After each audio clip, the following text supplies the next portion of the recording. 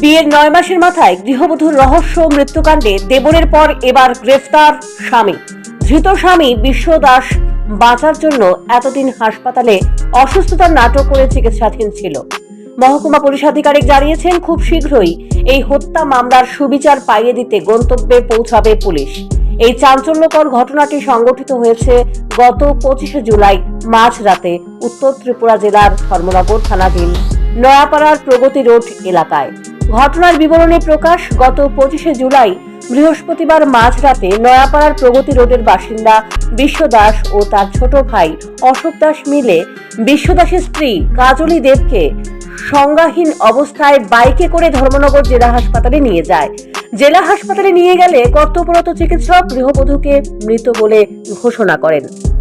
এদিকে স্বামীর বাড়ির লোকজনদের দাবি, শ্বশুরের বকুনি খেয়ে অভিমানে নিজ ঘরের জানালায় গলায় কাপড় দিয়ে ফাঁসি দিয়ে আত্মহত্যা করেছে গৃহবধূ কাজলী।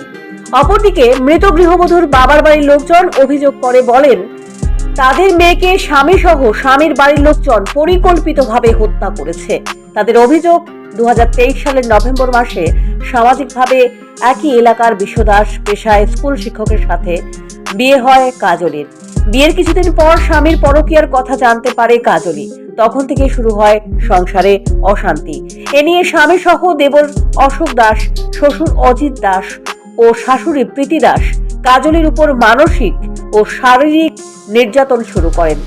গত 25 জুলাই রাতে কাজলী তাদের সাথে দীর্ঘক্ষণ ফোনে কথা বলে জানায়, তাকে প্রাণে মারার পরিকল্পনা করছে স্বামী সহ স্বামীর বাড়ির লোকজন।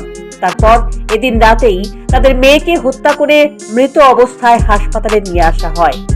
এ মর্মে 26 জুলাই শুক্রবার মৃত গৃহবধূর মা সিক্তা দেবরায় ধর্মনগর মহিলা থানায় স্বামী, দেবর, শ্বশুর ও শাশুড়ির নামে পরিকল্পিত হত্যার মামলা দায়ের করেন। লিখিত অভিযোগ পেয়ে মামলা হাতে নিয়ে মহিলা থানার পুলিশ এদিন গভীর রাতে অভিযুক্ত দেবর অশোক দাসকে তার বাড়ি থেকে গ্রেফতার করে। তবে তার স্বামী গ্রেফতারের ভয়ে জেলা হাসপাতালে চিকিৎসার নাটক করে থাকায় তাকে গ্রেফতার করেনি পুলিশ। পাশাপাশি শ্বশুর ও শাশুড়ি গা ঢাকা দেয়। অবশেষে সোমবার সকালে অভিযুক্ত স্বামী হাসপাতাল থেকে ছাড়া পেলে পুলিশ তাকে গ্রেফতার করে।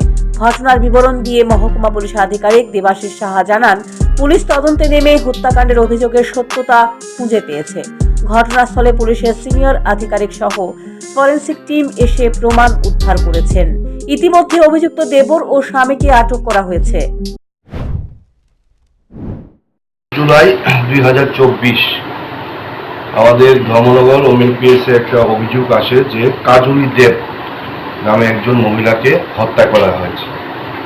তো সেই কমপ্লেন্টের ভিত্তিতে আমরা 26 তারিখ আমরা একটা এফআইআর নেই, নির্দিষ্ট ধারায় তদন্ত শুরু হয়। প্রমাণের সাপেক্ষে ওই দিনেই কাজলী দেবের দেওর অজিত দাসকে আমরা অ্যারেস্ট করি। আজকে ওনার স্বামী বিশ্ব দাসকে অ্যারেস্ট করি। বিশ্ব দাস হসপিটালাইজ ছিল।